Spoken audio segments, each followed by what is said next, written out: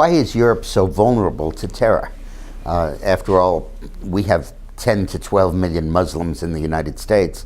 There are only 4 to 5 million in France and a similar number in Britain and slightly more in Germany. How come those societies are so destabilized by those populations and we in the United States are comparatively not? Now, of course, part of this is that we may become vulnerable, but it's important for us to understand what it is that is protecting us that the European countries don't have. It all stems from a thesis by a guy named John O'Sullivan, who I adore, who used to be the editor of the National Review magazine. And John was a member of Thatcher's government.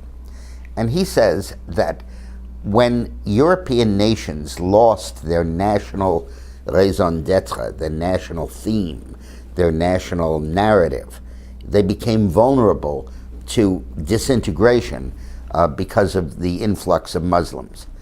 He said that in the United States, the American dream is so strong and so captivating, the American narrative so forceful, that all immigrants subscribe to it. You have only to take a taxi in New York and ask a Muslim cab driver about his children. And one's in law school, one's in medical school, and he's proud of them, and their pictures are on his dashboard, and he's working hard to get them ahead.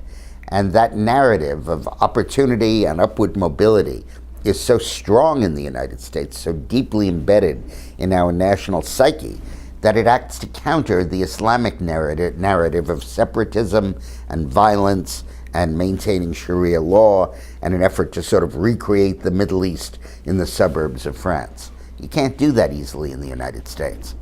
And the problem is that while our national narrative has been strong, the Europeans has been blown away. Britain and France's colonial narrative has been discredited, I think in Britain's case somewhat unfairly, but no longer are they proud of civilizing the world or anything like that.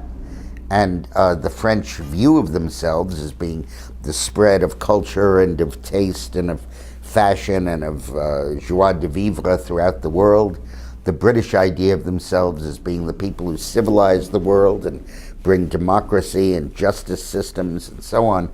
Those ideas have long since been dissipated, first by the anti-colonial movement, and secondly by the European economic integration and social integration that discourages national narratives because they led to all those wars in the 20th century.